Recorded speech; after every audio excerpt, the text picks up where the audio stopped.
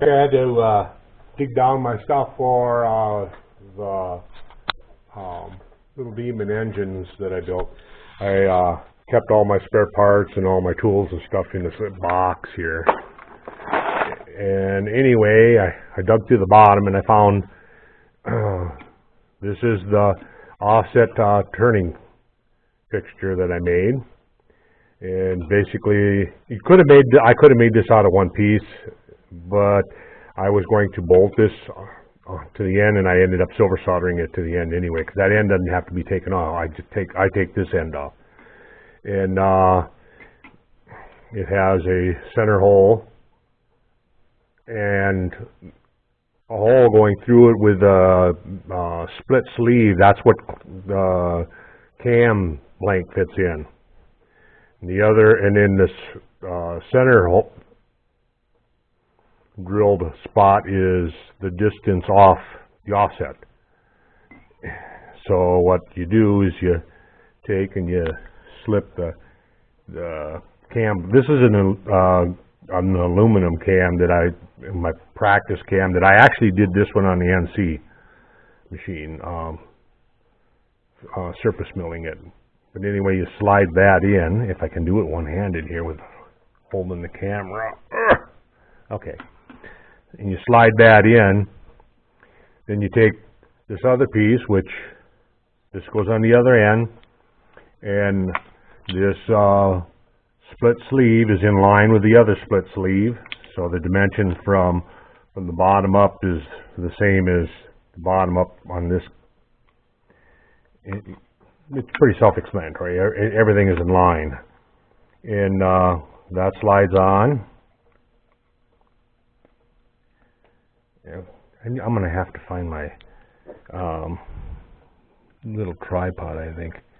Trying to do this one-handed to show you. All right, so anyway, that slides on. So now it's together. You put I got two little screws on the bottom there that you tighten up.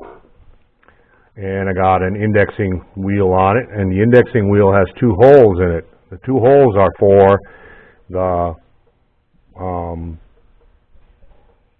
your center, so that your center comes in here on both ends. And the cam has a little tiny hole through the end of it, and that's basically an indexing hole. You stick a wire through there, and then you can set the degrees. And I can't remember I got the chart laying here somewhere at what degree you cut and what cam lobe you cut. And if you go to Steve Huck's build, when he built the Little Demon, I believe he explains it all on there. And here's the tool that I made for it, for coming in and turning this.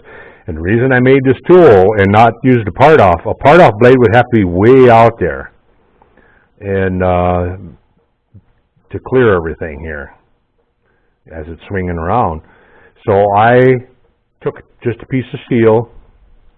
This is just a piece of steel here. And I took an old carbide shank, and I silver soldered that on there. Then I went ahead and I ground the cutting edge on it. And I made it a full radius so that I can get a nice finish as I go across. And then you come in and just basically come in and turn, like say you're at angle whatever, 125, and you're supposed to cut cam lobe 1 or 1, 3, 6, 5, 4, whatever. You know, you have to lay out a chart to do that. I don't have that chart handy, do I? I think I got that in a book somewhere, along with the drawings and everything. So, but that's it. It's not a whole lot to it. It's not a whole lot to make it. It's pretty basic, pretty straightforward. Pretty simple. And like I say, that's the reason I made a tool rather than using a part-off. Look at how long your part-off blade would have to be. It would have to be sticking out, you know, that far. you know, because you can see where my tool holder marks were right there, so that was sticking out. I have a scale behind me here. That would have to be sticking out